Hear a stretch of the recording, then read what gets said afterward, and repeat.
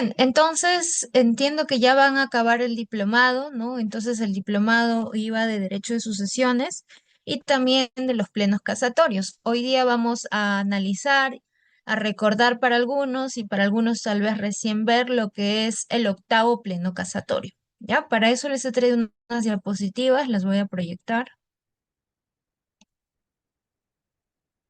Ya, creo que ya se está observando.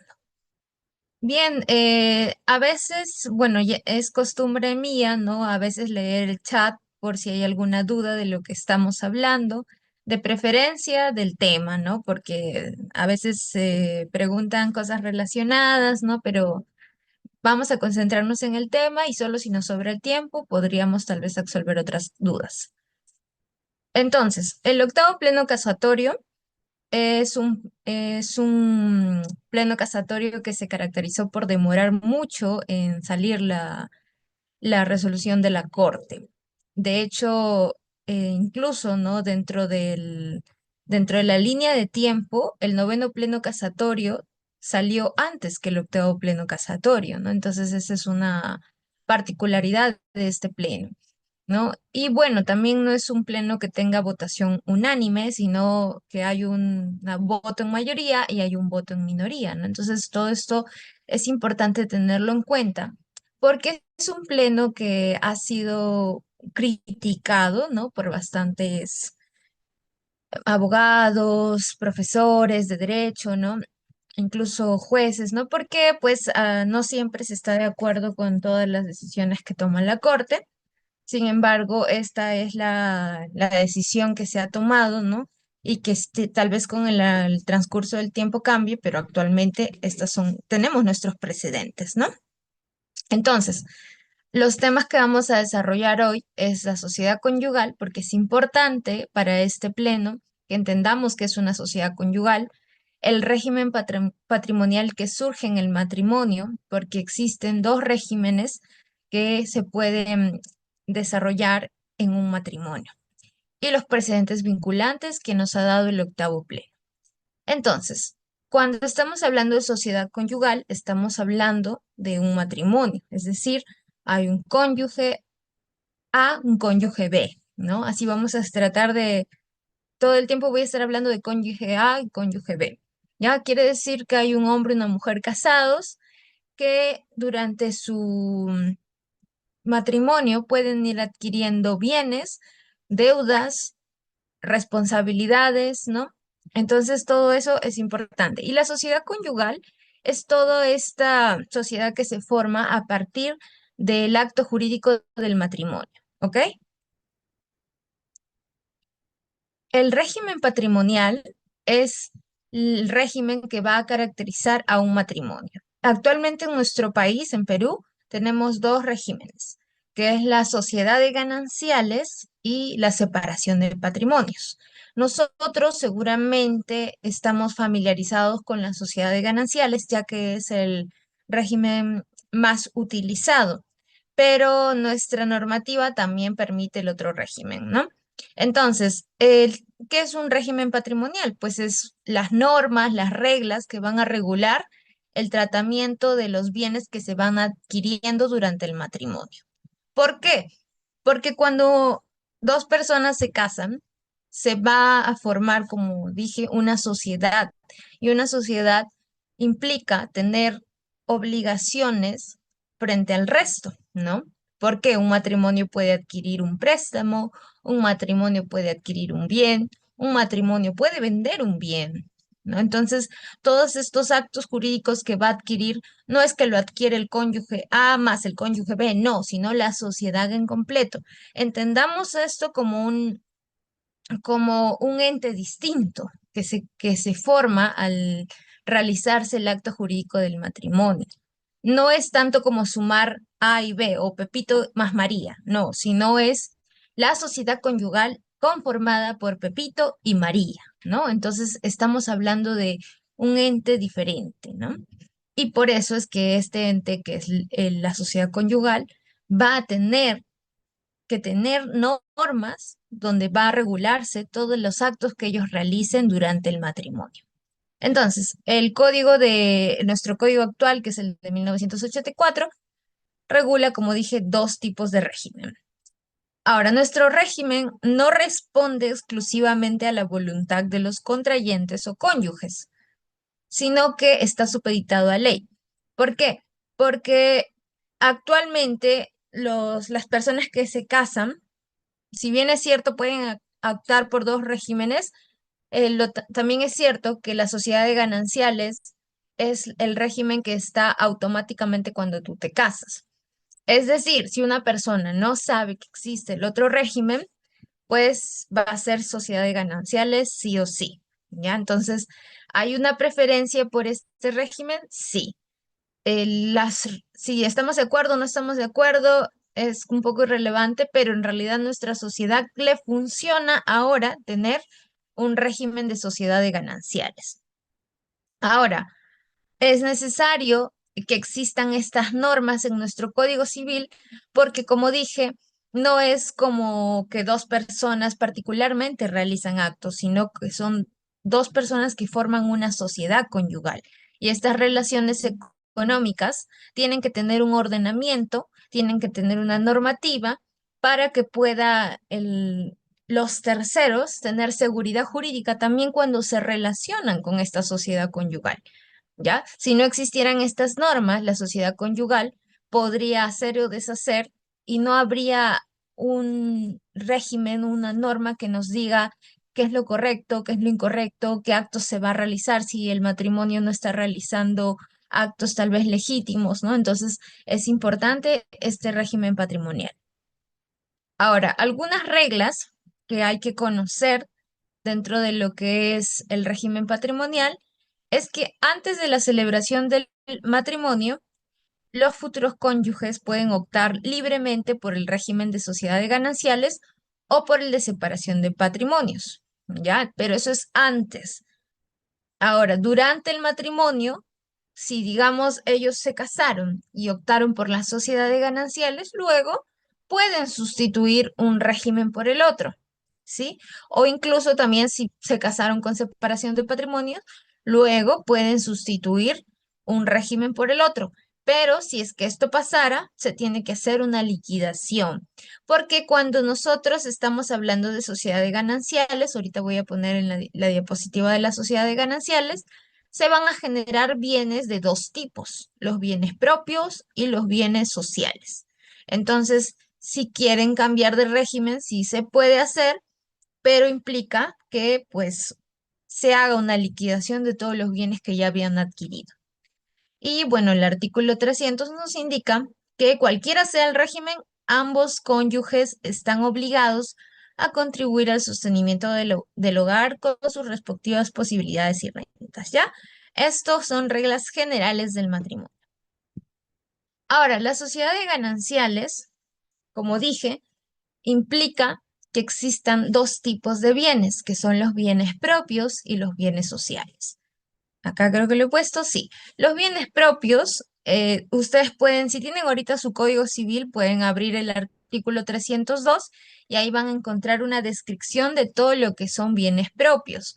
Acá he puesto tres ejemplos. Por ejemplo, un bien propio es aquel que tú tienes antes de casarte. Si tú de soltero o de soltera tenías un carro, entonces este bien, cuando te casas, no pasa a ser de la sociedad conyugal, sino que sigue siendo un bien tuyo. Ese es un bien propio, ¿no? Entonces, los que aporte al iniciarse el régimen de sociedad de gananciales van a seguir siendo mis bienes propios.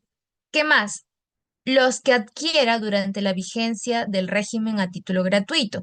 Si yo estoy casado o casada y luego fallece mi padre y me toca por herencia un bien, ¿no? Un bien inmueble, ese bien es propio porque se adquiere a título gratuito. Es básicamente la herencia de la persona. Entonces, esto no va a ser parte de la sociedad conyugal, de los bienes sociales, sino va a ser un bien propio. También es un bien propio aquellos que son de uso personal, ¿no? Como los objetos, los diplomas, las condecoraciones. ¿Hay otro tipo de bienes propios? Sí. En el artículo 302 nosotros podemos revisar toda la lista de bienes que son bienes propios, ¿ya? ¿Y por qué es importante diferenciarlos? Porque los bienes sociales son los que se van a liquidar, los bienes propios no. Cuando una pareja se separa, los bienes propios siguen siendo parte del individuo, pero los bienes sociales sí son los que van a tener que separarse, liquidarse de las partes. Y también a rondas del octavo pleno casatorio, ¿no? El problema de la disposición de bienes es de los bienes sociales. ¿Por qué? Porque yo bien podría disponer de mis bienes propios, vender mi carro, vender mi casa, si era un bien propio, y no va a pasar nada, porque es un bien propio. Un bien propio, por su particularidad, ustedes pueden disponerlo, estén casados o no. En cambio, un bien social no es así. Un bien social son todos los bienes que se vienen a adquirir después del matrimonio, ¿no? Entonces, bajo la óptica del interés familiar, cualquier bien que no esté considerado en la lista del 302 va a ser un bien social.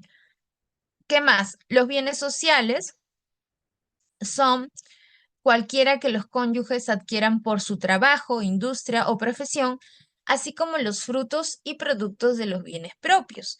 Por ejemplo, ¿no? Yo dije, yo tenía una casa cuando era soltera, imaginemos que por mis padres yo obtuve una casa de soltera, luego me caso y me mudo a otro lugar, pero esa casa la empiezo a alquilar para obtener una renta mensual.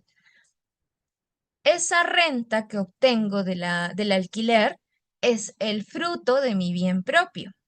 Los frutos son bienes sociales, es decir, ese bien, esa casa sigue siendo un bien propio, es solo mío, no es de mi cónyuge, pero lo que obtenga por el alquiler de ese bien va a ser parte de la sociedad conyugal, va a ser un bien social, porque acá lo dice, ¿no? Los frutos y productos de todos los bienes propios también son bienes sociales, ¿ok?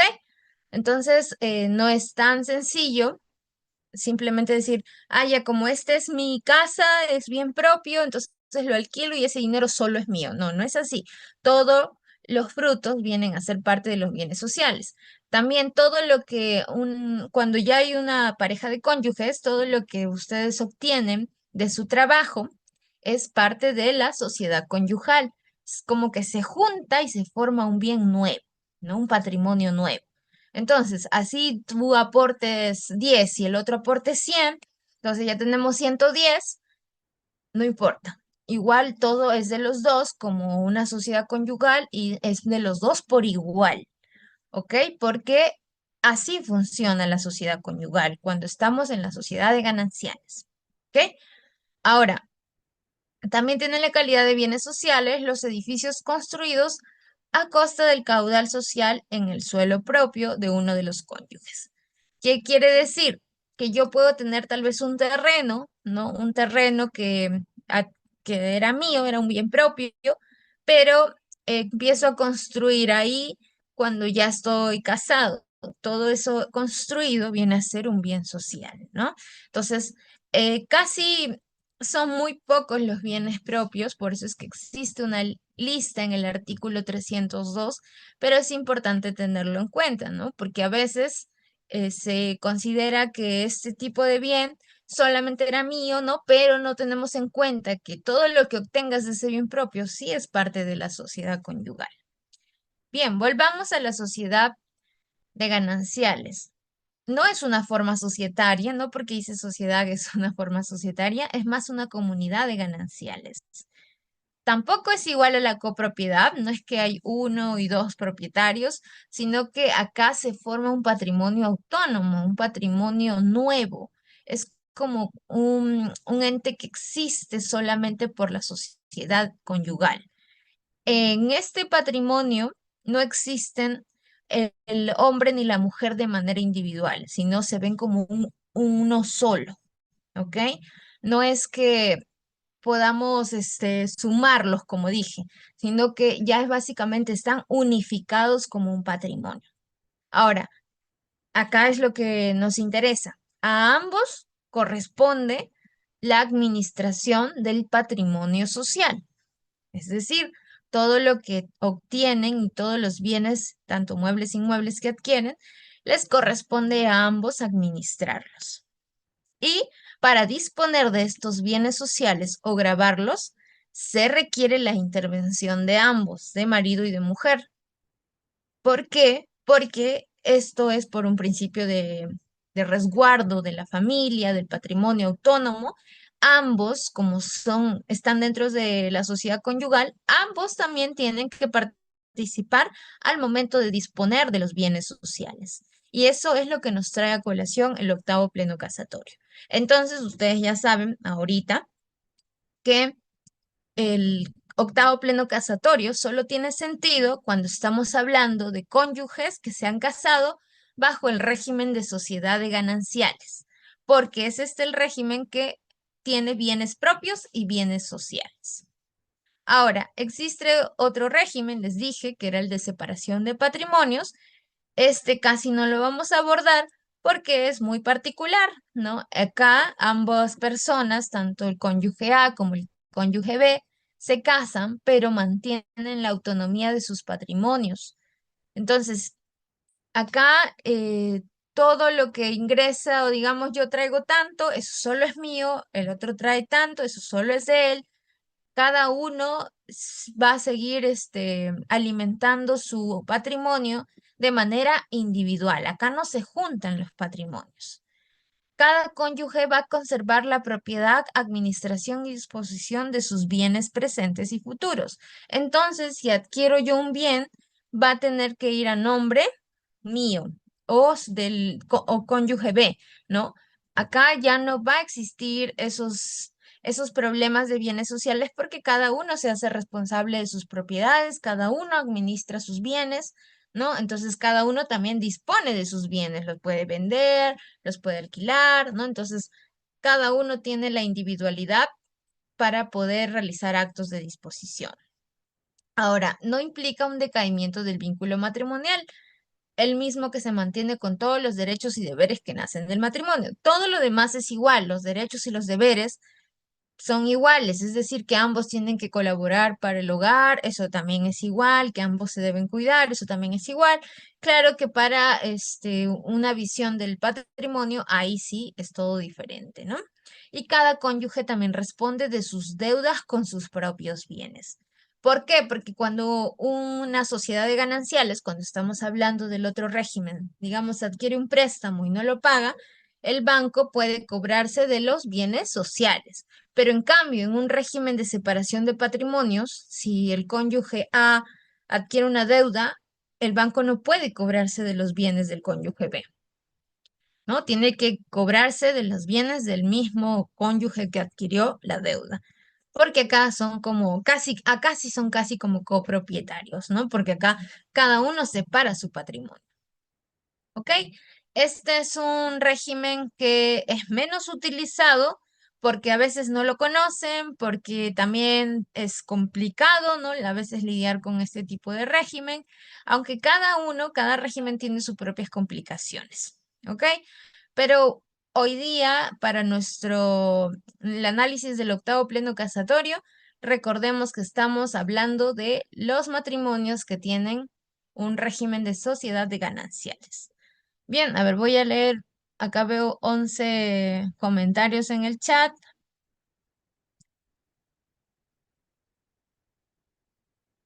Ah, Bueno, acá hay un comentario sobre cómo una persona, bueno, un matrimonio puede adquirir este régimen de separación de patrimonios.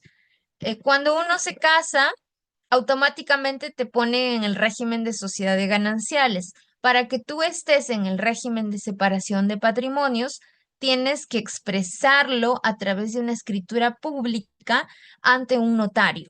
Y eso se tiene que inscribir en el registro público. O sea, es un poco más difícil, hay un trámite extra que se tiene que hacer, pero si no lo haces, la ley va a considerar que estás dentro de una sociedad de gananciales, ¿no? Porque automáticamente te ponen en ese régimen. Ahora, también acá veo en los comentarios que preguntan si los bienes que provienen de la donación también serán un bien propio. Y en efecto, también son un bien propio porque se obtienen a título gratuito. Y el artículo 302 nos dice eso. Los bienes que adquieras durante la vigencia del régimen a título gratuito. Como no pagaste por ese bien, entonces es un bien propio. Los frutos de este bien propio sí son bienes sociales. Ahora, también acá hay otra pregunta de si tengo el terreno, ¿no? El caso de que tengo solo el terreno como bien propio, pero luego construyeron encima, entonces esto sí es bien social. La construcción que hicieron durante el matrimonio ya son bienes sociales. Acá es un poco más complicado porque tú tienes derecho al suelo, pero no derecho a los aires, porque a los aires ya le corresponde a la sociedad conyugal. Acá se va a tener que hacer la liquidación de esto y bueno, el terreno sigue siendo tuyo. Lo que podría hacerse tal vez es valorizar cuánto vale el suelo, ¿no? Para luego hacer la liquidación. Complica un poco las cosas, sí, pero sí hay solución. En el caso de las acciones, también, en el artículo 302 ustedes lo van a poder ver, ¿no? Hay acciones que solamente son bien propio. A ver, allá. Hay otra pregunta de Jorge Armando que nos dice, cuando están por regímenes separados y un cónyuge muere, ¿qué pasa con estos bienes? ¿No? Recuerden, creo que ustedes han estado llevando herencia, todo lo que es derecho de sucesión. Recuerden que cuando fallece alguien hay una masa hereditaria y todo eso se tiene que pasar a sus herederos. ¿Quiénes son sus herederos? Si hay hijos, los hijos son herederos. Si hay esposa, la esposa hereda junto con los hijos, ¿no? Entonces, la herencia, digamos, todos los bienes propios de esta persona, si estaba casada por un régimen de separación de patrimonios, digamos, todo su patrimonio es 100 y tiene 4 hijos, ¿no? Entonces la esposa es como un hijo más. Entonces el 100 se divide entre 5 y cada uno le corresponde esa parte. Así hereda, ¿ok? Ahora, si solo hay esposa, no hay hijos, la esposa hereda todo.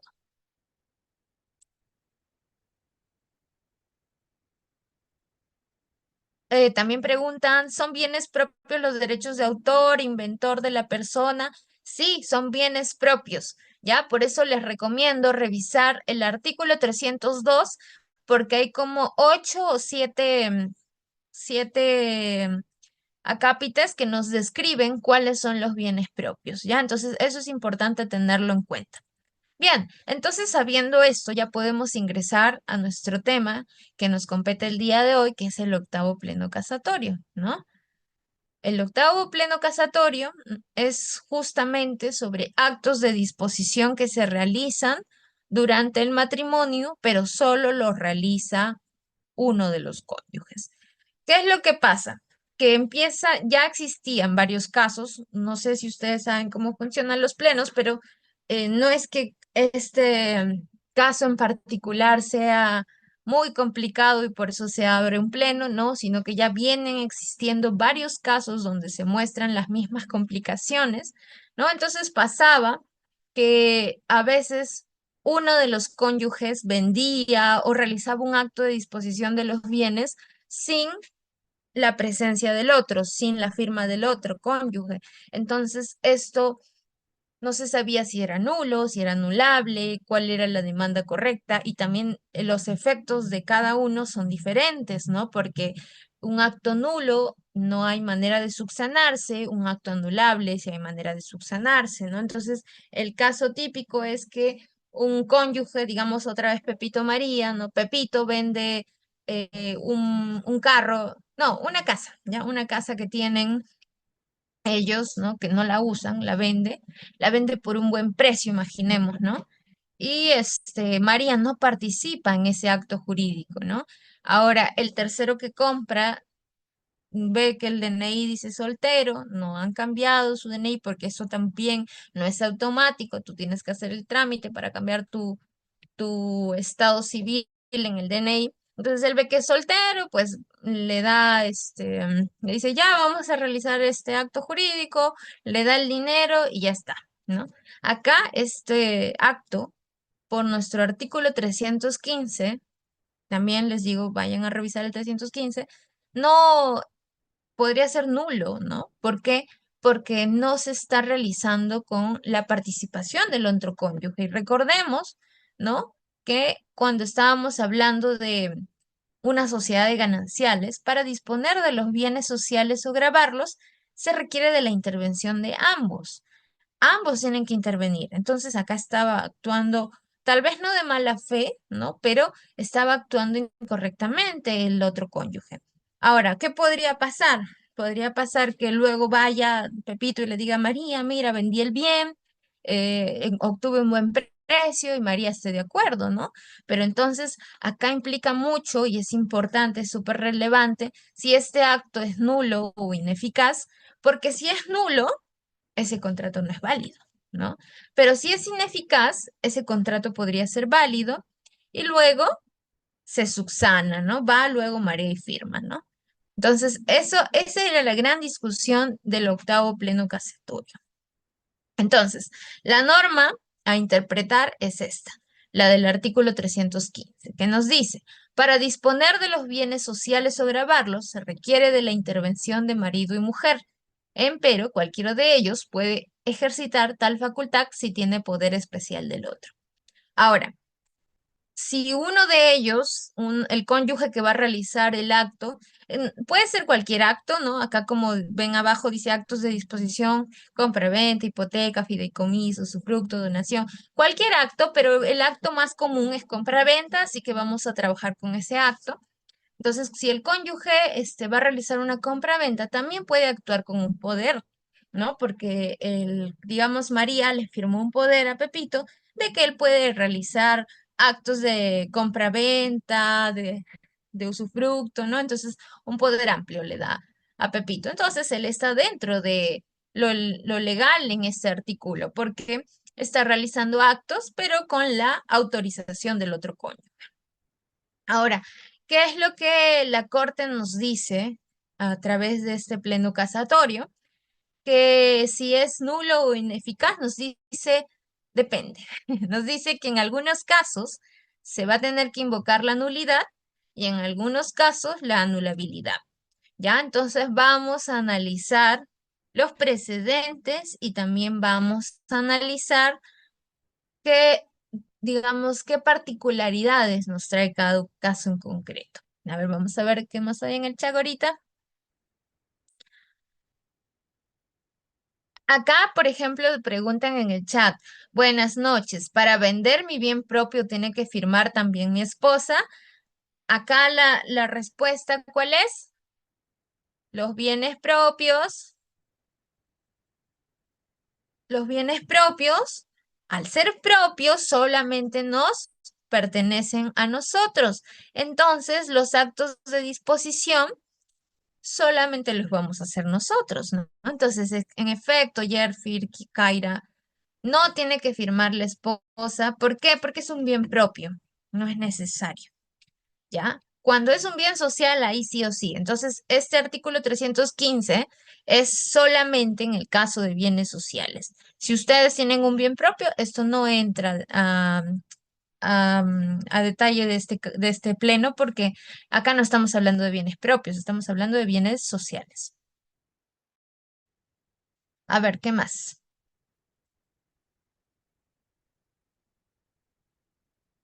Bueno, acá hay una pregunta que no está muy relacionada, pero nos dicen, ¿cuál es el régimen patrimonial en cuanto a los convivientes?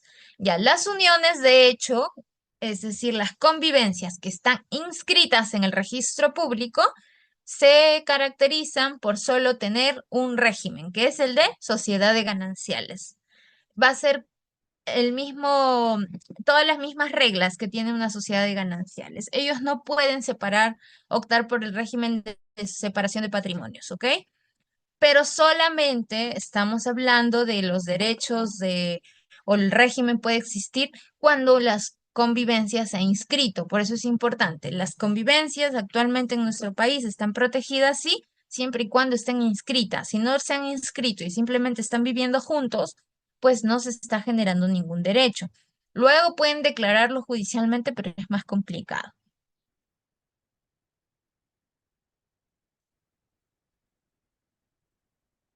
También preguntan, ¿qué pasa si compran el bien antes de casarse, pero no lo inscribe hasta después de casado? Bueno, acá para que puedas inscribir tu bien propio, vas a tener que demostrar que es un bien adquirido antes de estar casado.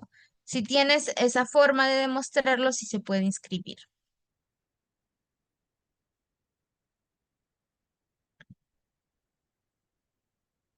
Ya, vamos entonces a analizar los casos que están en el octavo. Bueno, primero que nada hay que saber cuál es el caso que dio lugar al octavo pleno casatorio, es decir, cuáles fueron los hechos, ¿no? Que sucedieron para que se llegue hasta un proceso judicial y luego desemboque en un pleno casatorio. Primero, pues estamos hablando del matrimonio de Catalina Jacay Apolinario con Norberto Choque Hualpa. Estas dos personas están casadas y tienen una propiedad que no está inscrita en registros públicos, ¿ok? Ahora, Catalina y Norberto tienen una hija que se llama Karina Choque, pero aparte, Catalina tiene un hijo que se llama Joel Salazar. Es un hijo que no es de Norberto, es un hijo que tuvo con otro compromiso. Entonces, Joel y Karina son hermanos, ¿ok? Ahora, ¿qué es lo que sucede? Catalina vende el bien, esta propiedad no inscrita, a Rocío Ceballos, que es la conviviente de Joel Salazar. ¿Ya? Entonces, básicamente esto es como que cuando un padre quiere favorecer a uno de sus hijos, ¿no? Y les da sus bienes, pero hacerlo directamente al, a su hijo implicaría algunas dificultades, porque no sé si han visto, ¿no? Que por el tema de herencia o anticipo de herencia, no le puedes dar todos tus bienes a uno de tus herederos, ¿no? Entonces, lo que hace Catalina es venderle a Rocío, que es como un tercero, ¿no? Es la conviviente de Joel y de esa forma favorece, ¿no? A su hijo. Ahora, Rocío, además de que se realice esta compraventa, vende este bien a Marta Matos, ¿ok? Entonces, este bien no solamente pasa a Rocío, sino que de Rocío pasa a Marta, más personas implicadas. ¿Qué sucede? Cuando Karina Choque se entera de esta situación, de esta venta, ella pues evidentemente siente que se ha afectado sus derechos porque si este bien no se hubiera vendido, esta propiedad, luego de que fallezcan sus padres, la podría heredar ella y también su hermano Joel, ¿no? Pero lo cierto es que le tocaría parte de esa propiedad. Ahora con esta venta ella se ve perjudicada, ¿no? ¿Y qué sucede? Que Catalina había vendido el bien de forma individual, es decir, sin la manifestación de su esposo Norberto.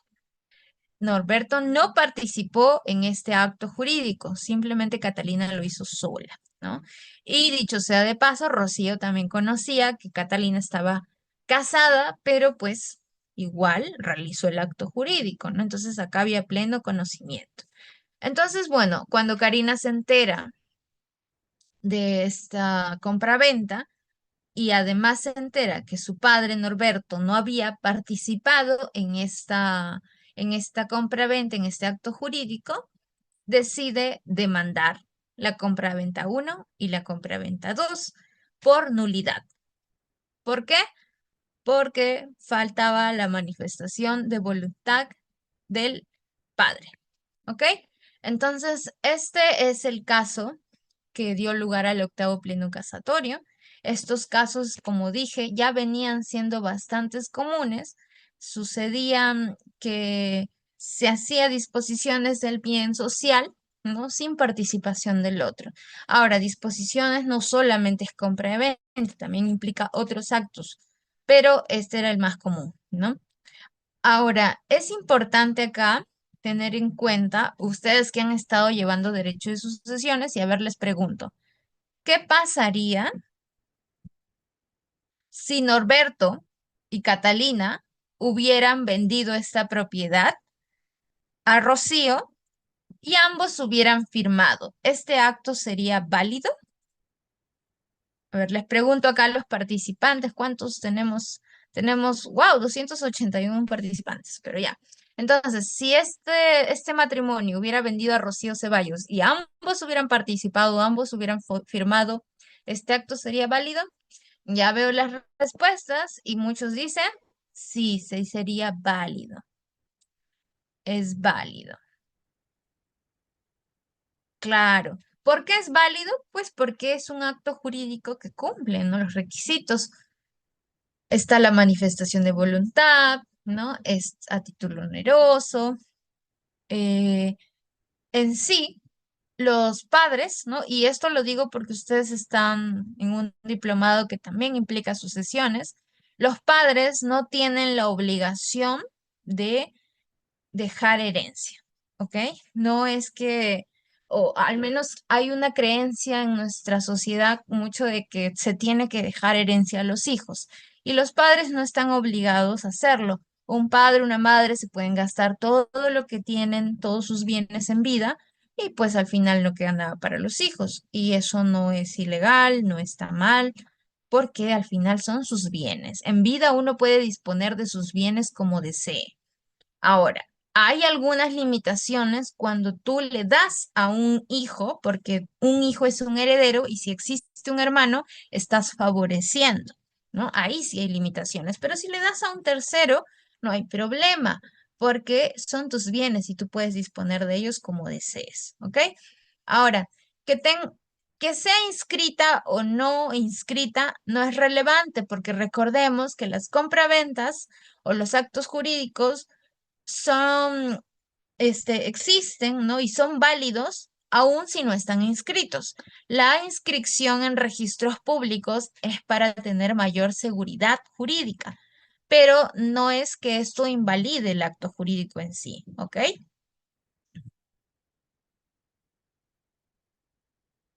Acá dice Sergio, cada vez que hacen una pregunta sobre casos particulares aparece en la pantalla y cubre lo proyectado. Ah, sí, no me he dado cuenta de que acá yo sigo proyectando, ¿ok? Se debería ver las diapositivas. Tal vez es porque hablo en Meeting Chat. No, está bien, doctora. Es solamente el participante es porque está con celular, pero lo demás está todo bien. Ah, ya, ya, ya. Ok, ok. Ok. Entonces, excelente, sigamos. Pues eso sí es importante que lo tengan en cuenta, ya que las disposiciones de tus bienes en vida puedes disponer todo tu 100%, ¿no? Siempre y cuando sea válido. Acá el único problema que existió fue que Norberto no hizo la firma, ¿no? No realizó, no estaba presente, no conocía el acto. Y por eso es que Karina, que es la hija, realiza esta demanda. Ahora, ¿qué es lo que sucede? Acá la pregunta ¿es la nulidad la vía correcta? Es una demanda que se debería hacer por pedido de nulidad. ¿Por qué? Porque la nulidad, recordemos, implica que este acto jurídico, o sea, la compraventa uno y la compraventa 2, no serían válidos. Es como si no existieran.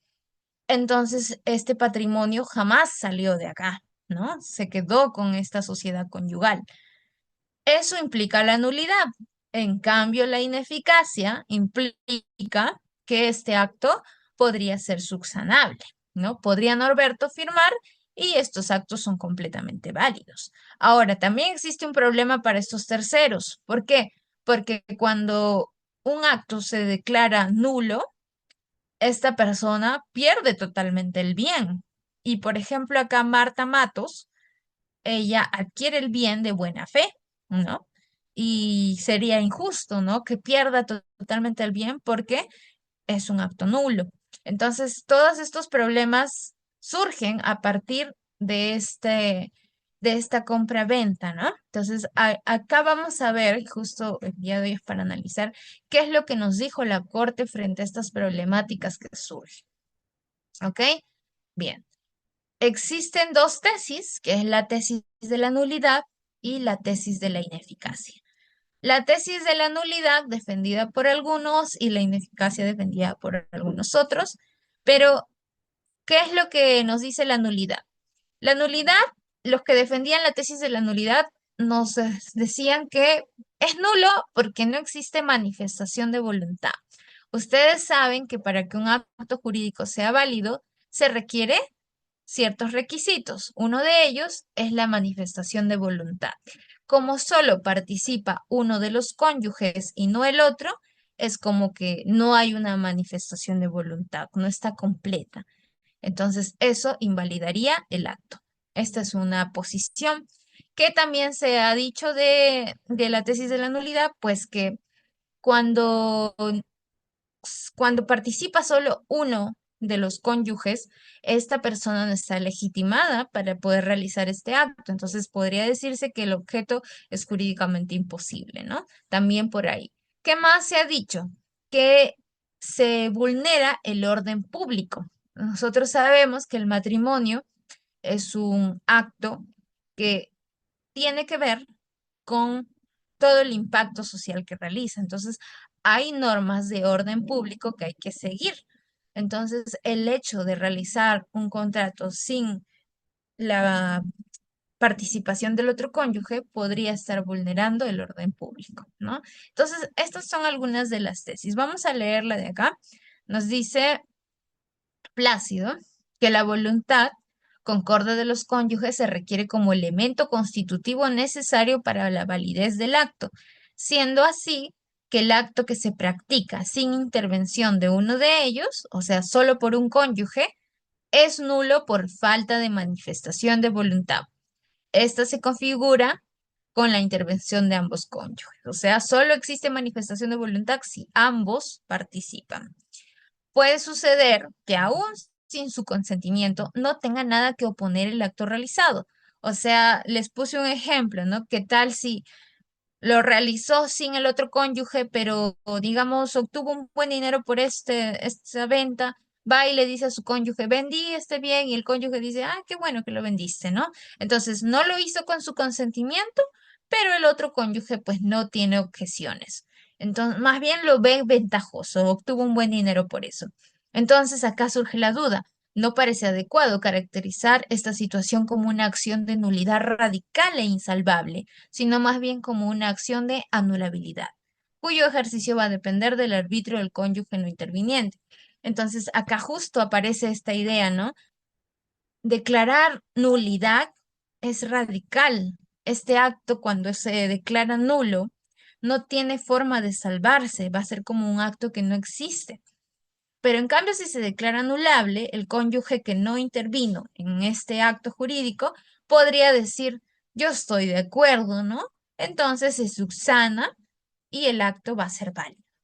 ¿Ok? Entonces, eso es lo que implica la diferencia. No es simplemente si haces la demanda por nulidad o por anulabilidad, sino que las consecuencias, los efectos jurídicos van a ser bastante distintos. ¿Qué más nos dice? Acá, este es de una casación. Nos dice que se puede establecer que el artículo 315 contiene una norma imperativa, en la que el ejercicio de la autonomía privada se ve ciertamente limitado en el sentido que se exige la intervención de los cónyuges, aunque se les da la posibilidad de que puedan actuar por poder. Hasta acá está describiendo el 315. Es una norma imperativa. ¿Por qué se realiza esta norma? Porque atiende a la protección constitucional del ámbito familiar, ¿no? Estamos protegiendo la familia de esta manera, ¿no? Si ambos participan, hay una mayor protección al ámbito familiar.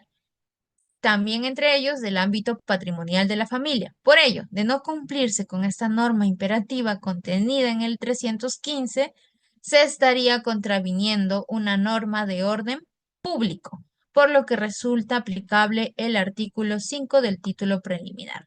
Entonces, si se está interviniendo el artículo 5 del título preliminar y se está contraviniendo una norma de orden público, entonces estaríamos ante una nulidad de acto jurídico.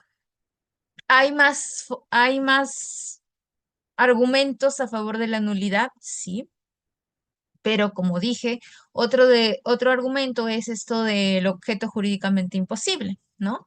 Que también es un requisito para que se constituya un acto jurídico, ¿no? Entonces nosotros podemos revisar nuestro código y ver cuáles son los requisitos para que un acto se considere válido, ¿no? Entonces ahí está el objeto jurídicamente posible, la manifestación de voluntad. Ahora, hay algunos que decían que hasta ahora, ¿no? Dicen que este acto sí era válido, solamente que faltaba la legitimación. Hay una ausencia de legitimación, porque la persona que tiene que realizar el acto jurídico es la sociedad conyugal. Entonces hay una ausencia de legitimación cuando solo actúa uno de ellos, ¿no? Entonces va a ser válido porque no hay ninguna causa de invalidez, pero el problema es que hay una ausencia de legitimación. Y esta ausencia de legitimación implica que el acto es ineficaz, ¿ya? Y cuando el acto es ineficaz, puede ser subsanado. La legitimación la ostenta la sociedad de gananciales en su calidad de patrimonio autónomo, conforme lo establece el segundo párrafo del artículo 65 del Código Procesal Civil. El régimen aplicable al primer párrafo del artículo 315 es la compra-venta de bien ajeno mediante la aplicación del concepto de legitimación y sus consecuencias jurídicas. El cónyuge culpable dispone o grava un bien ajeno que pertenece a la sociedad conyugal y por consiguiente carece de legitimación. Acá vemos que se toma como que el cónyuge que vendió el bien está tomando un bien ajeno, porque, como dije, no es que A y B se comportan de manera individual, sino que cuando estamos hablando de un matrimonio, de una sociedad de gananciales, hay un patrimonio autónomo. Entonces, si B actúa solito, está cogiendo un bien ajeno, un bien que le pertenece a la sociedad conyugal. Así se ve desde esta tesis de la ineficacia, ¿no? Entonces, hay una falta de legitimación. Ahora, había muchas posturas al momento que se planteó esto en la corte. Habían aquellos que defendían la nulidad y algunos la anulabilidad, pero bastante hay que tener en cuenta que esta tesis de la anulabilidad se defiende porque sus efectos son menos, digamos, radicales. Al hecho de que si se puede subsanar el acto, si es que algo puede subsanarse, entonces sí se está dando una opción de salvar este acto jurídico. Pero además, pensemos en la persona que compra el bien, el tercero que está en todo este embrollo, ¿no? Alguien que de buena fe adquirió el bien y él, eso es, ojo que el tercero de buena fe también vamos a hablar y es un tema bastante aparte, pero una persona que adquiera título oneroso, que confía en la otra persona, de que es su bien, ve el DNI, está soltero, entonces acá esta persona se quedaría sin ese bien que ha comprado, ¿no?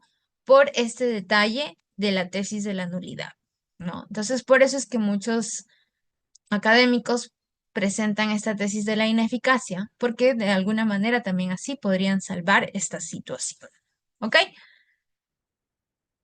Veo muchos comentarios. Vamos a ver si hay alguno sobre esto.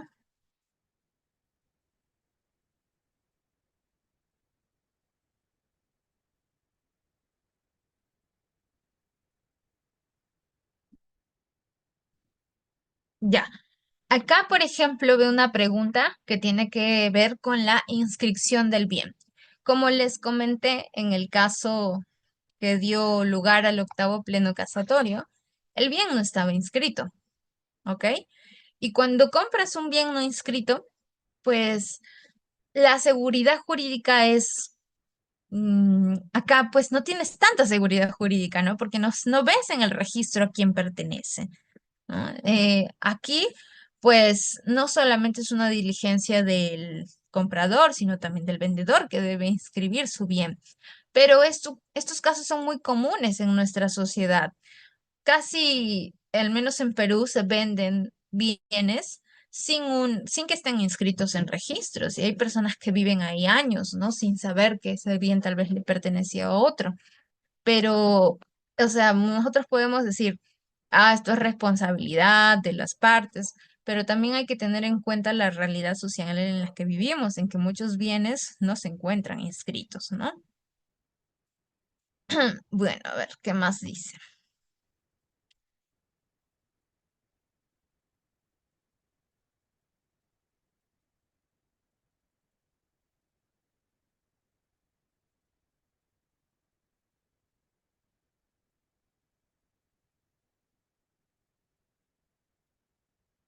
Bien, bueno, los casos, hay algunos casos que ponen en los chats, no los vamos a responder porque implicarían analizar más cosas y no vamos a analizar casos ahorita, ¿ok? Si sobra tiempo, sí. Ya, ok. Entonces, vamos a ver los dos supuestos que estamos presentando, porque como les dije, ¿qué nos dice el octavo pleno? El octavo pleno, la Corte concluye que hay casos donde sí se va a proceder por la nulidad y hay casos donde se va a proceder por la ineficacia. Entonces, acá les voy a presentar los dos casos, ¿ya? ¿Cuándo se procede por la nulidad del acto? Acá tenemos al cónyuge A, al cónyuge B y a un tercero X, ¿ya? El cónyuge B es el que realiza la compra-venta. Puede ser cualquier otro acto de disposición, pero compra-venta es lo que vamos a usar nosotros. Entonces, el cónyuge B vende a un tercero su bien. Acá, ¿qué pasa? El cónyuge B se presenta como único propietario. Él dice, este bien me pertenece solo a mí. Y como dije, ahí puede ser, ¿no? Que en el DNI figure con su estado civil soltero todavía, ¿no? Entonces, esto como que a X, mira, no es casado, ya, ok, entonces compro el bien.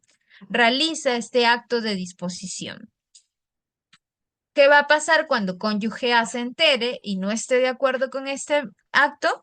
Pues va a demandar la nulidad. En estos casos, la Corte nos ha dicho que se tiene que realizar bajo la vía de la nulidad. ¿Cuál es la causal? La vulneración al orden público. Eso es lo que nos dice la Corte. Ahora, ¿qué es lo que sucede frente a esta decisión de la Corte?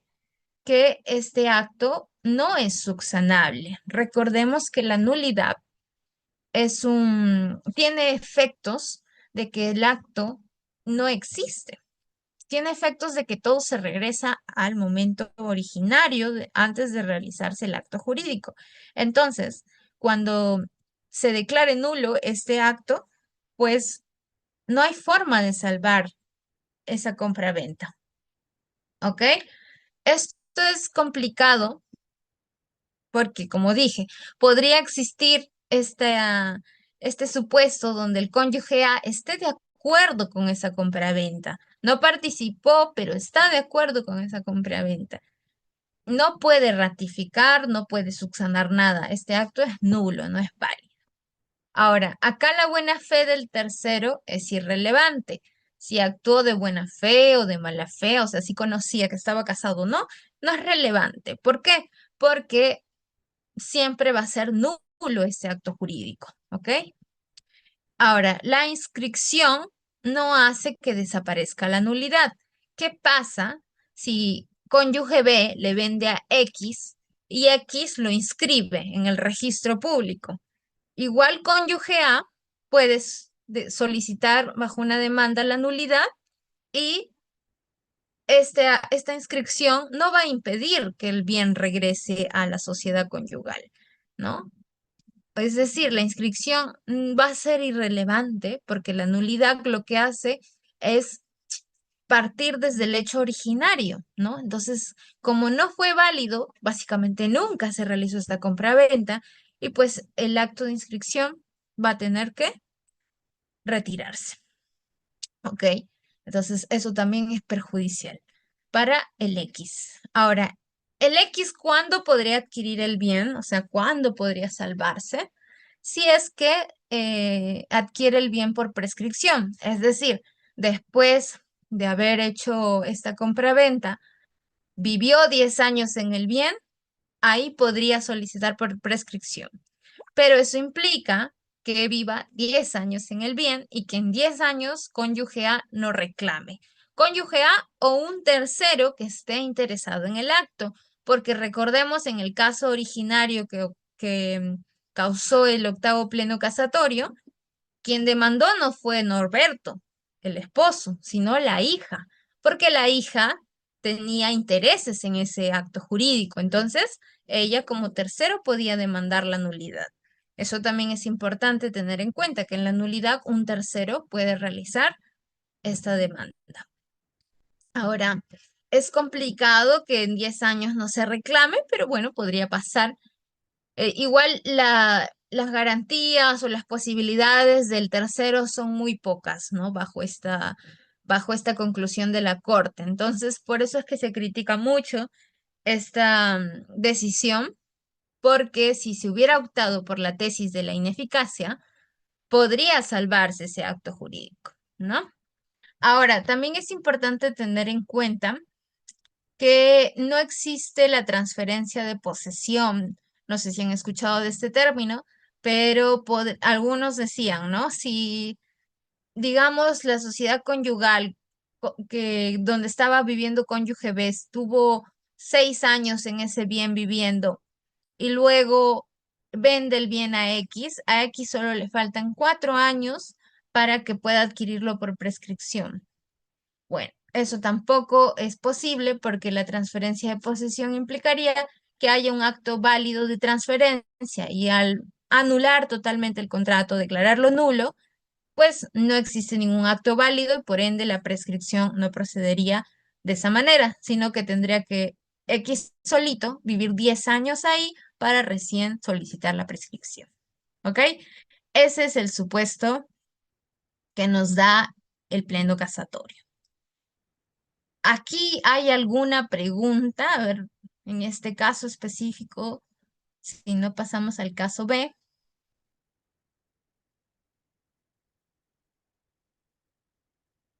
Veo una pregunta de Juan Carlos en el chat que habla de cuando X le vende a un tercero. Vamos a llegar a eso, Juan Carlos, ahorita, no te preocupes. Ya, bien. No hay, hay dos manitos levantadas. Tal vez Ryder le podemos dar pase porque esto es importante. Sí, doctora, sucede primero que no tiene cámara activa y segundo, quizá puede ser de otro tema, mejor al finalizar. Ok, está bien. Entonces vamos a respetar las normas de convivencia y sigamos con el supuesto 2. El supuesto 2 es de la ineficacia. Recordemos que la Corte nos ha dicho que en algunos casos sí se puede declarar ineficaz el acto, ¿no? Y es decir, se puede subsanar. Pero es un caso específico. ¿Cuál es? Acá tenemos a cónyuge A y cónyuge B otra vez, ¿no? Cónyuge B le vende el bien a X.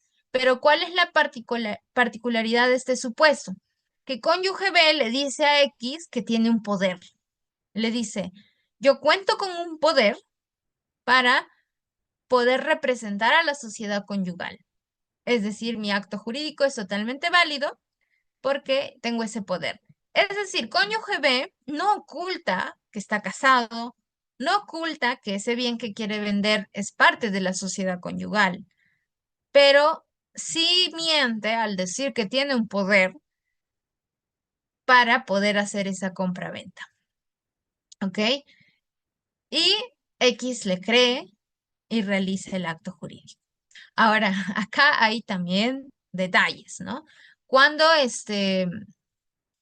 porque acá hay mucha responsabilidad de X también, ¿no? De ver el poder, de si el poder está inscrito, ¿no? Puede pasar que el poder no haya estado inscrito, puede pasar que el poder solamente decía para hacer ciertos actos y no para vender, ¿no? Tal vez solamente para alquilar, pero no para vender, entonces no cumplía, ¿no? O puede pasar que este poder ya había caducado, ¿no? Entonces, estos detalles podrían suceder en este supuesto. Pero bueno, aquí la sanción es la ineficacia, ¿no? ¿Por qué? Porque existe un artículo, que es el artículo 161, que es la ineficacia del acto jurídico por el exceso de facultades. El acto jurídico que celebra un representante excediendo los límites de las facultades que se le hubiera conferido o violándolas es ineficaz con relación al representado, sin perjuicio de las responsabilidades que resulten frente a este y a terceros. Ok, entonces acá básicamente la Corte nos dice, en este supuesto sí es ineficaz porque la misma norma de 161 del Código Civil nos indica que en este caso la consecuencia es la ineficacia, ¿no? Por ese artículo es que la Corte nos dice, en este caso específico, vamos a tomar en consideración esto. Y también es ineficaz ante el supuesto representado el acto jurídico que se celebra por una persona que no tiene la representación que se atribuye. O sea, ¿no? Puede decir, ¿no? Yo cuento con el poder para representar a para realizar una venta, pero solo tenía un poder para realizar alquiler. O había falsificado un poder, ¿no? También podría ser ese supuesto. Entonces, en todos esos supuestos, la consecuencia va a ser la ineficacia. ¿Ok? Ahora, ¿qué pasa si el poder está inscrito? Ya, entonces acá dicen, ¿qué casos el X podría sí quedarse con el bien? ¿No? ¿Qué pasa si el poder estaba inscrito? Si el poder estaba inscrito, X cumplió con todas las diligencias, ¿no? Porque le dice, estoy casado, este bien es de la sociedad conyugal, ok, entonces tiene que venir tu esposa para hacer la venta. Le dice, no, tengo un poder. X revisa y el poder está inscrito en registros públicos. Entonces, ya tomó todas las precauciones posibles, entonces se siente seguro y realiza el acto jurídico. Luego resulta, ¿no? Que, digamos, el cónyuge A le había notificado al cónyuge B mediante una carta notarial que ya no tenía poder desde tal fecha. Imaginemos, el cónyuge B era consciente, pero él seguía utilizando el poder, ¿no? Acá, ¿de quién es la responsabilidad de quitar o de inscribir, ¿no? Esa revocatoria de poder? ¿De quién sería la responsabilidad? De el cónyuge A, porque el cónyuge A tenía que tomar la diligencia de si tiene inscrito un poder, revocar ese poder, ¿ok? Y al no hacerlo, entonces acá pues X sí ya tiene todas las garantías de que es un tercero de buena fe y que pues ha dado todas las diligencias posibles, igual se ha, se ha realizado, o sea, si el cónyuge A no notificó, es problema del cónyuge A, básicamente, ¿no?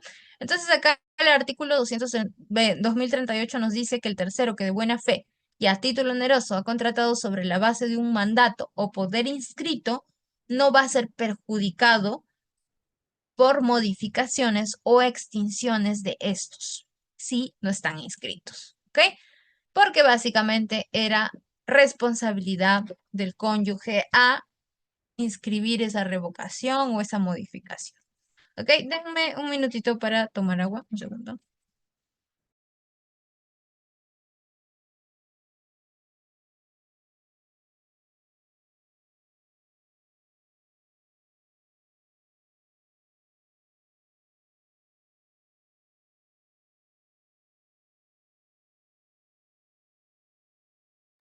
Bien, entonces tenemos este supuesto, en este supuesto X sí se queda con el bien. Pero además, acá justo había una pregunta en el chat, ¿no? ¿Qué pasa con el tercero de buena fe? Nosotras muchas veces hemos escuchado que el tercero de buena fe nunca es perjudicado porque actúa, ¿no? Teniendo en cuenta todas las diligencias y sin tener conocimiento de que existen problemas en los actos jurídicos previos. Entonces, acá justo vamos a ver el caso del tercero de buena fe, ¿no? Pero el tercero de buena fe no es el X que compra, sino es un tercero extra, ¿ya? Entonces, acá tenemos el cónyuge A al cónyuge B. Cónyuge B otra vez realiza la compra-venta con X. X inscribe el bien y luego X realiza la venta a Y, que es el tercero de buena fe. ¿Qué nos dice el artículo 2014? Que hay un principio de buena fe pública registral. Por eso es importante que esté inscrito el bien, ¿ok? Dice, el tercero que de buena fe adquirió a título oneroso algún derecho de persona que en el registro aparece con facultades para otorgarlo, mantiene su adquisición una vez inscrito su derecho, aunque después se anule, rescinde, cancele o resuelva el del otorgante por virtud de causas que no consten en los privados que la sustentan. ¿Ok? ¿Qué quiere decir? Como este tercero de buena fe revisó el registro, vio que la persona X era la que estaba como propietaria de ese bien y tomó todas las debidas diligencias, entonces el tercero de buena fe no tendría por qué verse perjudicado si luego se anula este contrato, si luego se declara nulo, si luego se rescinde. Ahí sí ya no hay forma de que pierda el bien porque ha actuado con las debidas diligencias y porque existe este artículo en nuestro Código Civil que básicamente le da protección jurídica, ¿ok? Entonces, en esos casos, sí pues acá se va a ver protegido Y, ¿no? Y va a seguir con el bien. Ahora dice, la buena fe del tercero se presume mientras no se pruebe que conocía la inexactitud del registro. ¿Ok? Entonces, siempre se va a presumir esa buena fe porque básicamente nosotros siempre presumimos que cuando alguien realiza una compra-venta, revisa el registro. Presumimos eso, ¿no? Legalmente siempre se presumen ciertas afirmaciones y una de ellas es que nosotros siempre revisamos el registro al realizar un acto jurídico, lo cual a veces no es cierto. Hay muchas personas que compran sin realizar esta revisión de si está inscrito a nombre de quien le está vendiendo, o si tiene algún problema legal, ¿no? Pero pues en la ley se tiene que presumir que sí em, no hay inexactitud en el registro, ¿ok? Ahora, yo acá les quisiera preguntar, teniendo en cuenta todo lo que hemos dicho, ¿no? Acá, en este caso específico, Marta es una tercera. Porque recuerden, Catalina le vende a Rocío y Rocío le vende a Marta, ¿no? Entonces, ella como tercera, ¿sería un tercero de buena fe? ¿Ustedes qué creen? A ver, pongan en el chat sí o no.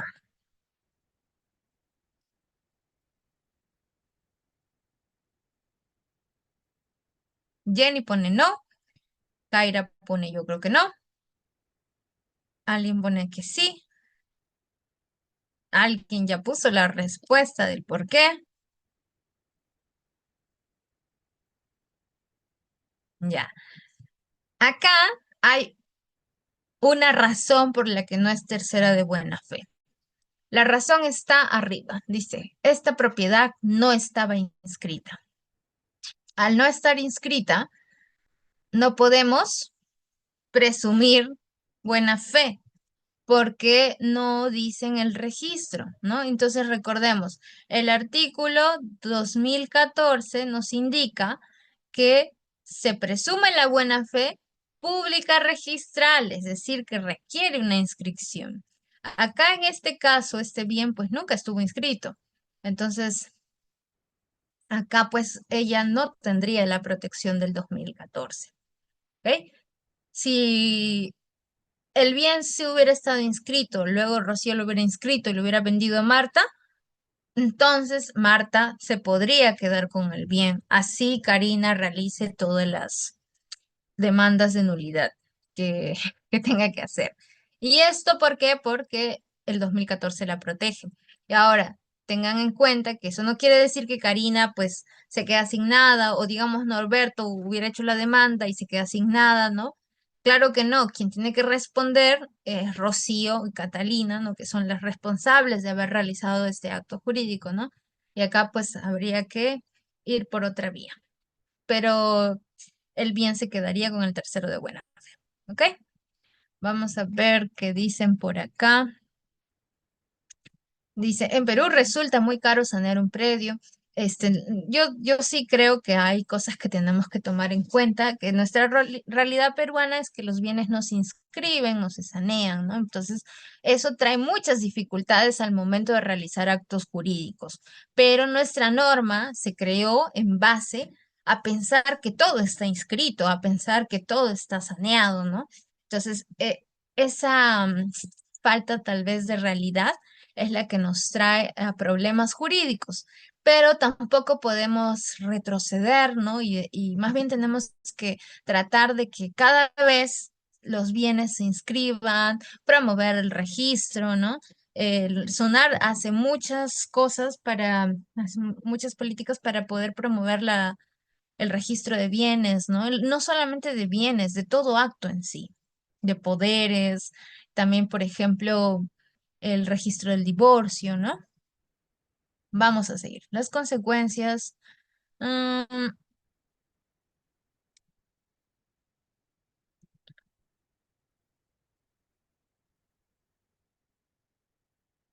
ya. Bueno, acá no hay. Ah, sí, sí hay una pregunta. Dice, Jair, una pregunta. ¿Se puede vender una propiedad no inscrita y ya el nuevo dueño inscribe esa propiedad y la vende y venderla después? Claro, de hecho es algo que sucede mucho en nuestro país, ¿no? Que tenemos una propiedad y, bueno, hay varios supuestos. Uno, que alguien tiene una propiedad, la vende a uno, este persona que compra no la inscribe y este sigue vendiendo. Te vendo a ti también y te vendo a ti también, ¿no? Y le vende a varios. Uno de ellos lo inscribe y el que lo inscribe básicamente es el que va a tener el derecho, ¿no? Porque la inscripción es muy importante. Ahora, también podría pasar que esta persona que no tiene la propiedad le vende a otro y este sí la inscribe, ¿no? Pero siempre y cuando para inscribir pues tiene que haber todo este acto, ¿no? De transferencia y eso implica que la propiedad sea a nombre de alguien, ¿ok? Entonces eso también es complicado, pero sí, sí se puede hacer. Bien, entonces continuemos.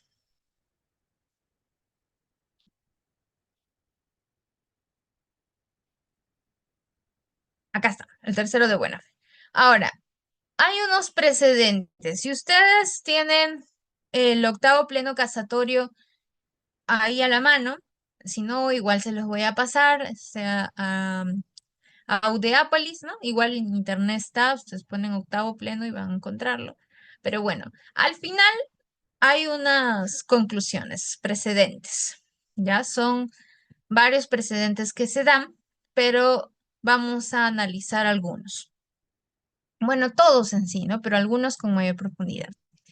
Primero nos dice, A, el derecho de propiedad es un derecho humano de primera generación y por tanto la protección de este derecho exige que se desestime cualquier conducta o artificio con la que se pretenda desconocerlo, afectando los derechos patrimoniales de una de las partes en el dominio de un bien que les pertenezca en su condición de cónyuge. ¿Por qué la Corte nos menciona esto del derecho de propiedad?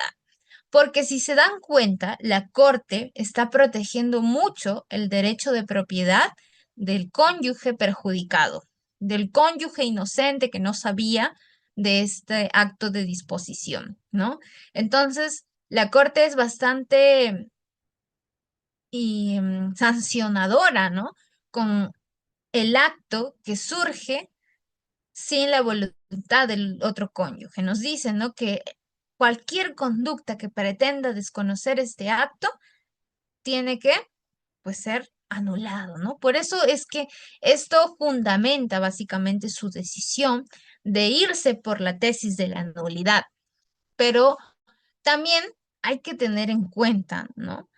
Que no solamente son los derechos del cónyuge inocente que no participó, también están los derechos del tercero, están también intereses particulares que podría tener el cónyuge, porque no en todos los casos, como dije, podría ser que el cónyuge no esté de acuerdo.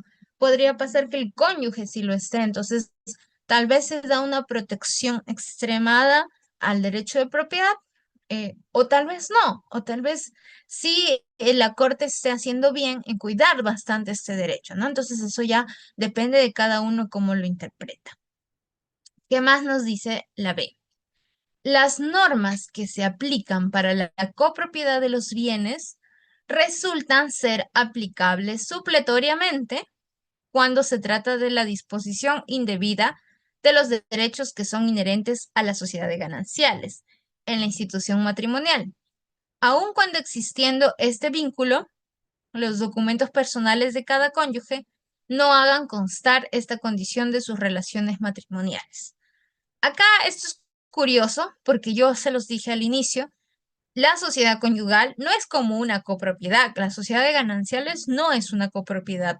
Las reglas son muy distintas, ¿ok? Acá en la copropiedad podemos decir A y B individualmente, pero en la sociedad de gananciales, en una sociedad conyugal, A y B se fusionan y forman un patrimonio autónomo. Entonces, no es que sean las mismas reglas, pero sí hay ciertas reglas que se pueden aplicar en el matrimonio, ¿ok? Y justo acá las pongo ahí abajo, ¿no? Que son de los artículos 971, 978 y 1669.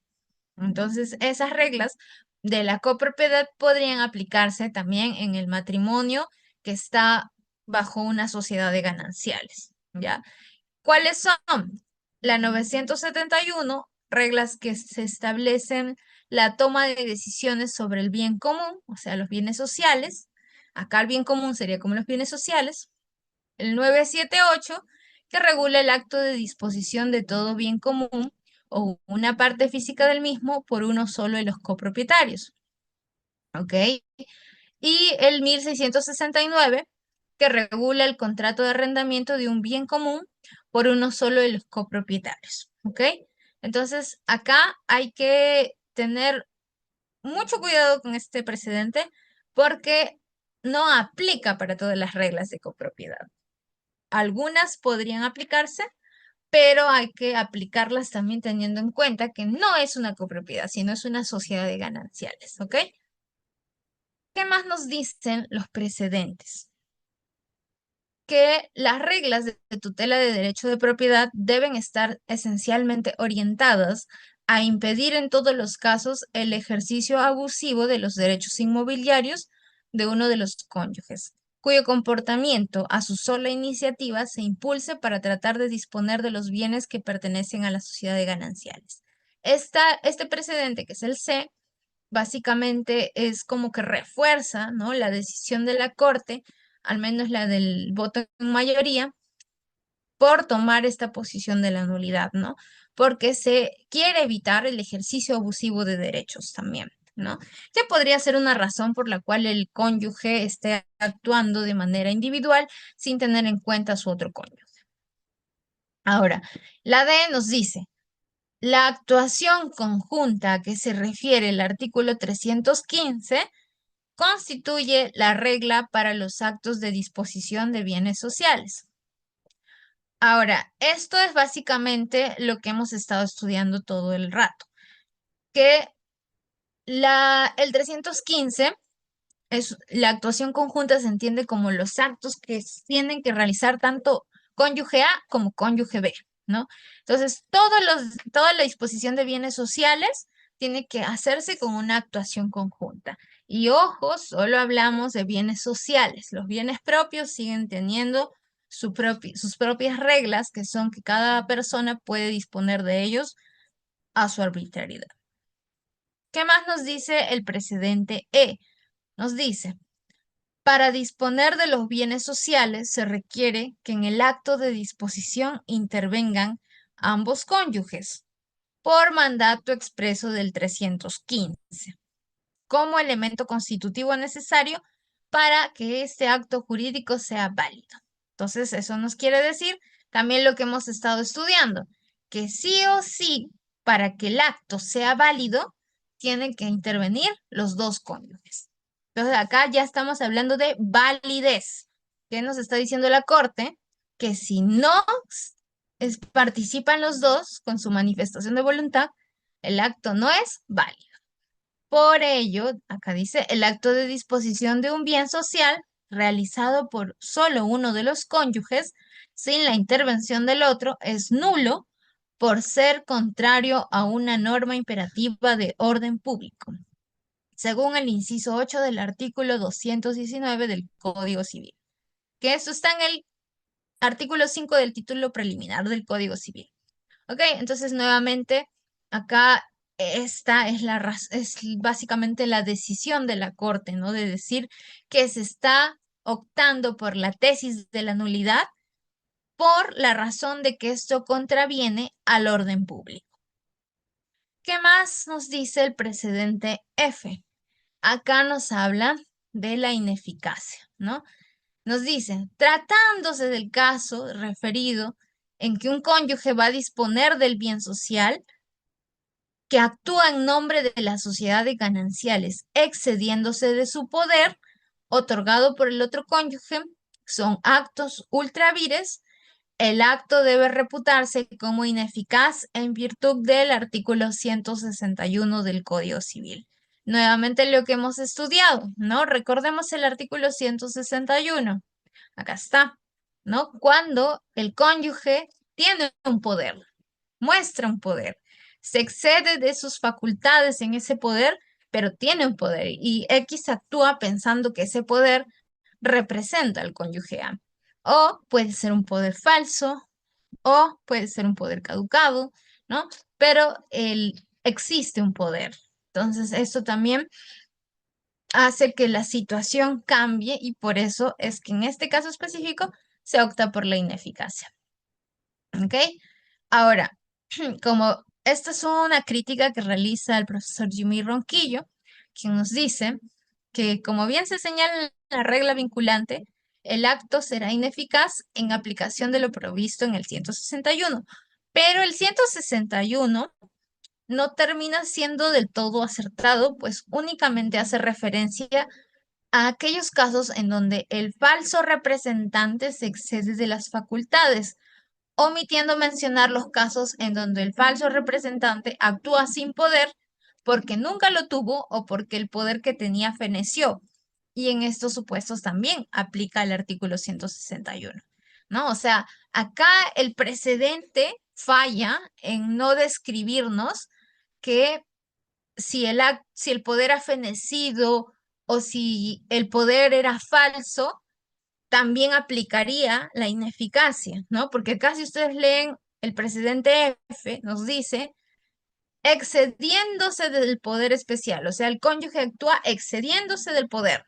Entonces, solamente nos pone ese supuesto y nos dice que lo hace en base al artículo 161. ¿Qué es lo que hemos entendido nosotros como abogados que tenemos que aplicar la norma y los precedentes?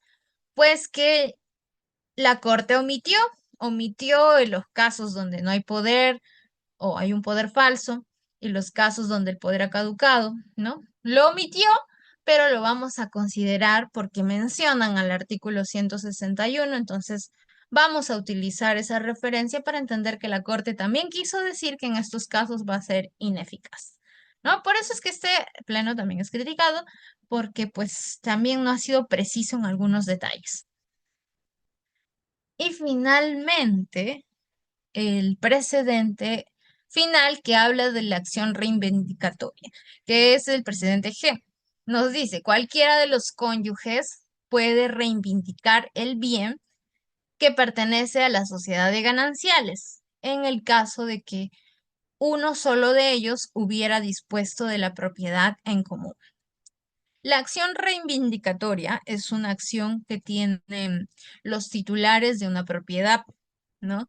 De que el bien regrese a su patrimonio, ¿no? Porque una vez que se vendió, con un acto jurídico que no era válido, pues entonces el patrimonio sale de su, perdón, el bien sale de su patrimonio. Entonces la reivindicación se realiza para recuperar ese bien, para que vuelva al patrimonio. Y es importante esta acción porque para todo acto futuro, el bien ya tiene que estar dentro de tu patrimonio. ¿Ok? Ahora, el cónyuge perjudicado es el que normalmente va a solicitar la reivindicación del bien, ¿no? Entonces, esto es una regla para todo aquello que ha sido afectado por una disposición de un bien social sin su participación, ¿no?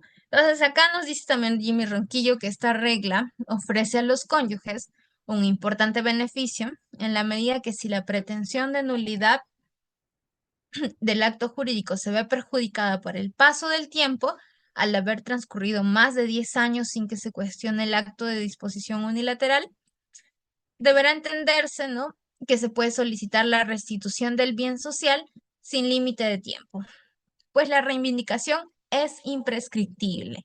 Eso es importante. ¿Por qué? Porque si bien es cierto, la nulidad sí tiene un plazo, la reivindicación es imprescriptible. Entonces, puede solicitarse de acá a muchos años, ¿no? Esta restitución del bien. Ahora, nosotros nos preguntamos, si alguien sabe que este acto se ha realizado, se vendió el bien, se hizo la transferencia del bien, ¿no? Y pasan años de años, 20 años, imaginemos, y no se hace nada, se entendería, ¿no?, que está de acuerdo con este acto jurídico. Pero como es imprescriptible, podría después de años solicitar la reivindicación del bien y estaría en todo su derecho. ¿Qué es lo que podría hacer la persona que vivía en ese bien? Pues solicitarla por prescripción, ¿no? Para que no se vea perjudicado su derecho, ya que ya tiene la posesión de 10 años, ¿no? Entonces también hay que tener en cuenta la prescripción, que es un derecho que tiene la otra parte para poder de alguna manera proteger su bien que ha adquirido, ¿ok? Entonces, este es el último precedente que se manifiesta en el octavo pleno casatorio y es a partir de ello, ¿no?, que ahora las demandas que se realicen en adelante en casos parecidos a este, donde un cónyuge dispone del bien social, tienen que hacerse bajo la vía de nulidad, salvo aquellos que hemos mencionado que están relacionados con el poder, ¿no? Aquellos que están relacionados con que sí existe un poder, por ahí ya pues se va por la tesis de la anulabilidad, ¿no? Entonces, esa es la única excepción. Ahora, de todas maneras, el octavo pleno casatorio, como dije, tiene sus peculiaridades, es, tiene sus críticas, como todo pleno casatorio, porque al final las reglas que se van dando en nuestro ordenamiento jurídico, en nuestra jurisprudencia, pueden ir cambiando con el tiempo, ¿ok? Entonces esto también va a depender de, digamos, si las problemáticas en referencia a este tema se siguen presentando, pues las reglas van a seguir cambiando. Pero a la fecha nosotros tenemos que tomar en consideración estos casos, estos precedentes, para poder realizar una demanda, ¿no? Para saber por qué vía utilizar y también qué efectos tenemos. Y también qué otra recomendación se podría dar dentro de nosotros, nuestra asesoría que brindamos a las personas que acuden a nosotros, es revisar la inscripción. El registro público no existe por las puras. Tiene una función muy importante que es la seguridad jurídica. Y cuando hay un bien inscrito y tú revisas todo, que sea la persona a la que te está vendiendo, la propietaria en el registro, pues tienes como mayor seguridad de que no pase nada en el futuro con este bien, porque está siendo protegido por la buena fe pública registral. ¿Ok? Entonces, eso también es importante tener en cuenta y asesorar a las personas que acuden a nosotros porque la inscripción tiene esa función, dar la seguridad jurídica. ¿Ok? Entonces, bueno, hasta ahí, me parece que ahí hemos terminado. Sí, en efecto, ahí hemos terminado. Entonces, déjenme leer. Acá hay 6 comentarios.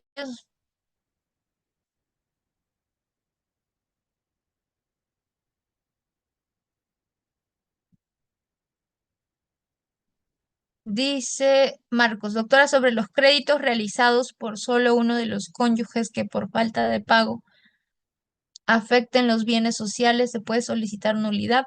A ver, recordemos la primera parte de la exposición. Cuando las personas se casan por el régimen de sociedades gananciales, todo lo que adquieren es de ambos, del patrimonio autónomo de la sociedad conyugal. Pero también todas las deudas no es solo de uno, es de ambos. Entonces, si una persona adquiere un préstamo, adquiere un crédito, el banco se puede cobrar de los bienes sociales. ¿Por qué? Porque este préstamo se entendería bajo la ley que se realizó para el bienestar de la familia, el favorecimiento del patrimonio familiar, o tal vez acudir a la necesidad de la familia, ¿no? Entonces, por eso es que también se tiene que cobrar de los bienes sociales. Entendamos que la sociedad de gananciales es un régimen que nos da a entender que todo lo que sucede dentro del matrimonio tiene que beneficiar a la familia y si afecta, también afecta a la familia completa. Entonces, acá no se puede escapar de que, no, tú realizaste ese préstamo, entonces tú tienes que pagarlo. E incluso cuando uno adquiere un crédito y está casado, pues también en este acto tiene que firmar el otro, ¿no? Pero a veces pasa que no, ¿no? Más aún porque vemos que actualmente hay muchas personas que no han actualizado su registro civil, ¿no? Entonces eso también puede traer muchos problemas. Y dice, doctora, si uno de los cónyuges dispuso del bien después del fallecimiento del otro, la pregunta, ¿este contrato es nulo e ineficaz? A ver, acá volvamos a sucesiones. Recordemos, la disposición de bienes, el artículo 315 nos dice que tienes que sí o sí estar con tu cónyuge para realizar actos de disposición porque tu cónyuge está vivo, evidentemente. O sea, si ya hay un fallecimiento, ¿qué va a pasar cuando fallece una persona? Esta masa hereditaria, este patrimonio que tenía, se traslada a sus herederos, ¿no? Entonces, ya no existe una sociedad conyugal, porque ya falleció una de las personas y por ende ya no se puede seguir creando bienes sociales. Entonces, ¿qué va a pasar? Todos los bienes individuales de la persona se va a pasar a su heredero y los bienes sociales pues tendrían que el, también ver, ¿no? Cuánto le pertenecía a tal persona, al cónyuge A, y cuánto le pertenecía al cónyuge B. ¿Ok? Ahora, sí es posible, ¿no? Que en ese intervalo o ahí mismo, ¿no? Donde fallece, se realice un acto de mala fe para disponer de bienes que ya no son solo del cónyuge B, ¿no? Digamos que Pepito y María están casados, Pepito fallece y María dice, entonces todo me pertenece a mí. Pero recordemos que Pepito, su patrimonio, no solamente va a su esposa, también van a sus hijos. Entonces, este traslado de la masa hereditaria hay que tener en cuenta para saber cuánto puede disponer María, porque María podría agarrar y vender tal vez ahí mismo un bien que ya no es solo de ella, ¿no? Sino también ya va a tener que pasar herencia de los herederos. Entonces ahí tendría que hacerse como un análisis de cuánto le correspondía, qué bienes eran los que pertenecían a la sociedad conyugal para que se liquiden, ¿no? Porque se entendería, y eso sí, cuando están bajo el régimen de sociedades gananciales, todo lo que van adquiriendo le pertenecen por igual a ambos, es decir, 50% para cónyuge A, 50% para cónyuge B, ¿ok? No es que yo aporte más y yo aporte más, tendría que tener más porcentaje, no. Ambos van a obtener por igual, ¿ok? Entonces, eso hay que tenerlo en cuenta. En el tema de sucesiones, los cónyuges, las esposas, los esposos, heredan junto a los hijos. Y si no hay hijos, sí heredan todo. Ya, ok. A ver, entonces, como tenemos todavía minutos, podríamos pasar a las preguntas, ¿no? Creo que se da prioridad a aquellos que han estado con la cámara prendida, ¿no? Entonces, vamos a primero priorizar a estos alumnos. Gracias, doctora Karin Tamara Quispe, estimados colegas. Hemos dado ya por culminado lo que es el intervalo de la exposición de la doctora, pero ahora vienen las preguntas para los que, pues, claro, la prioridad sea a los que han estado con cámara prendida durante toda la sesión. Pero eso sí, levantan su manito y realizan una pregunta, estimados colegas. Tengan en cuenta ningún caso particular, todo es genérico, ¿sí? Muy bien, ¿tienen alguna pregunta? Si no, damos pase solamente a la lectura de las preguntas por chat. Muy bien, Hipólito, ¿cómo estás? Buenas noches, qué gusto saludarte. Puedes activar tu audio. Bienvenido. Una pregunta, por favor. Hola Rider, ¿cómo estás? Gracias por pasarme. Bueno, agradecerle a la doctora por tan brillante ponencia. Mira, yo tengo una consulta. En este caso de los actos de disposición por un solo cónyuge, ¿no? Después del fallecimiento del otro.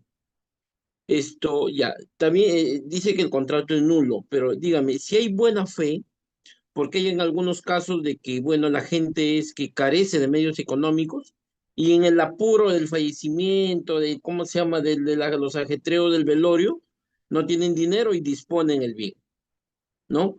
Este documento, a través con este contrato que se hace, ¿pueden ir a un proceso de prescripción adquisitiva de dominio, dado de que la compra-venta ha sido de buena fe? En el contrato firman todos los hijos, firma el cónyuge, ¿no? Y en el contrato se incluye una cláusula también, que esta transferencia se hace dado de que carecen de dinero y que necesitan el dinero para los gastos del velorio y del sepelio de esta señora. Muchas gracias. Gracias, doctor. Doctora, su audio. Doctora Karin. Ay, verdad, estaba apagado. Ya, gracias Hipólito. Es importante tener en cuenta que cuando fallece, lo primero que debe hacer la familia es la sucesión intestada, ¿no? Para que esos bienes pasen a los herederos, ¿no? Cuando ya son de los herederos pueden disponer de estos bienes libremente, pero si no hacen ese acto, estos bienes están en un limbo. ¿Por qué? Porque no es que todo era del esposo o del esposo, o sea, no es como que fallece y ahora todo es mío, ¿no? No, sino que se tiene que ver cuánto le correspondía al cónyuge A, cuánto le correspondía al cónyuge B. Ahora, en efecto, si es que toda la familia lo hizo por tema de los gastos, ¿no? Y realizó la venta, entonces todos los herederos estaban de acuerdo, pues probablemente ese acto al final no se anule, ¿no? Porque luego ellos van a hacer la sucesión intestada, van a realizar, va a ser como que la sucesión hizo toda esta venta, ¿no? Entonces es como que han realizado este acto, legalmente no está correcto, pero como todos estaban de acuerdo no va a haber problema. Ahora, ¿cuándo sería el problema? Imaginemos que hay 5 hermanos y 3 de ellos dijeron, sí, hay que vender este bien porque necesitamos para los gastos, ¿no? Y lo venden, pero 2 de ellos no estaban informados. Estos dos pueden pedir la nulidad de este acto jurídico, ya que ellos no han participado en esta decisión y en efecto, ¿no? Acá no se puede disponer de los bienes hasta que la masa hereditaria no pase a los herederos, ¿ok? Entonces sabemos cuánto les corresponde tal vez, pero la masa hereditaria tiene que pasar. Y más aún si no estamos respetando el derecho de los herederos, ¿ok? Por eso es que este sería el problema. En el caso particular que nos mencionas, como toda la familia está enterada, entonces probablemente no hay problema, ¿no? Pero basta que un heredero diga, no, no estoy de acuerdo, puede solicitar la nulidad. Bien, esa sería mi respuesta. Le damos pase al siguiente. Muchas gracias, doctora. Estimados colegas, los que no se hayan matriculado, ya saben, tendrán grabación, materiales de lectura y el certificado por el Ilustre Colegio de Abogados de Cañete. Dejan su número de celular en el chat. Estimada Patricia, muy buenas noches. Una pregunta, por favor, sé precisa. Gracias. Estimada Patricia, no se te logra escuchar. Nuevamente te doy pase al audio. ¿Aló? ¿Sí? ¿Me escucha? Ahora sí, Ya. bienvenida. Bueno, gracias a ustedes por realizar estos eventos. Una pregunta pequeña, doctora. Dos cónyuges, uno de ellos fallece, no tienen, ambos, pero no tienen perdón, uno de ellos fallece y al fallecer este tiene el cónyuge, bueno, que queda y tiene hermanas, dos hermanas y sobrinas. La pregunta es, ¿el cónyuge hereda con las hermanas también o al no tener ascendientes ni descendientes, heredará solo él los bienes que tiene la cónyuge, no fallecida? Gracias. Gracias, Patricia. Esta pregunta sirve tal vez para recordar sucesiones. Tenemos que recordar el orden sucesorio, ¿no? Entonces, tenemos que heredan tanto hijos, padres, esposos, incluso los hermanos también pueden heredar, pero no en todos los casos, ¿no? Porque hay herederos que sí o sí van a tener derecho sobre la herencia siempre y cuando no existan estos primeros herederos, ¿no? Entonces se le da prioridad a los ascendentes, los padres, a los descendientes, los hijos y al cónyuge, ¿ok?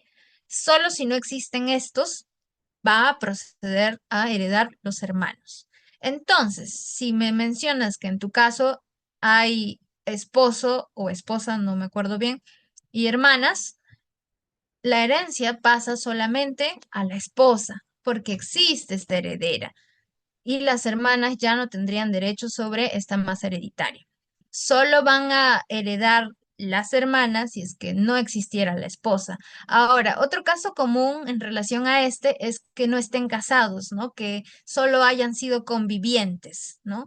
Entonces fallece y como no estaban casadas, las hermanas dicen, ah, nosotros vamos a agarrar el patrimonio que queda y dejan en desprotección a la conviviente. Pasa a veces eso, ¿no? La conviviente tendrá que solicitar que se declare su unión de hecho bajo vía judicial. Eso va a demorar, ¿no? Y luego reclamar los bienes que le corresponden, porque todo le correspondería a ella como conviviente, ¿ya? Pero bueno, en el caso de si están casados, ahí no hay dudas. Todo va para el esposo o la esposa. Esa sería la respuesta, Patricia. Muchas gracias, doctora. Unos participantes nos dice, doctora, cito su ponencia, Gabriel, ¿se hereda la posesión de las tierras comunales? Gracias. La posesión de las tierras comunales. Mm, la herencia solamente es de los bienes que se tienen, que adquirió la persona en vida, ¿ok? Entonces, imagino que se refieren a cuando se tiene bienes o se van viviendo varios años en bienes que no tienen una inscripción. Esto pasa a veces he visto muchas veces en provincia, ¿no? Que existen terrenos que pertenecen a toda una comunidad. Sí puede el heredero seguir ahí, sí se puede heredar esa posesión, pero no hay una seguridad jurídica al no existir prescripción, perdón, inscripción. Entonces, acá la persona tendría que ver, ¿no? ¿Cuál es la situación legal de estos terrenos comunales para que puedan ver, ¿no? Si de ahí pueden inscribirlos? Porque en estos casos, al menos en provincia, ¿no? Heredan las familias, los hijos se van quedando en este terreno y luego, cuando ya se subsana todo, pasan a ser parte de los hijos, lo inscriben como propiedad de ellos, ¿no? Porque pues la comunidad conoce que esta familia era la que, digamos, disponía de este bien, pero pues va a depender mucho también del caso en concreto. Imaginemos que la comunidad lo vende a una inmobiliaria, ¿no? Y al final la inmobiliaria viene y dice, todos se van porque acá no hay inscripción, ahora este bien me pertenece. Entonces ahí pueden iniciar un juicio y pelearse por eso. Entonces ahí lo único que les quedaría es la prescripción, ¿no? Si han poseído 10 años el bien, pues podrían tener ahí un derecho o no.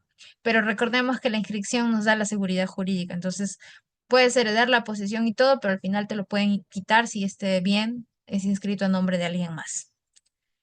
Bien, esa sería la respuesta. Creo que hay una mano levantada. Sí, doctora, muchas gracias. Simón Luis, adelante, por favor, una pregunta. Sí, ¿se me escucha?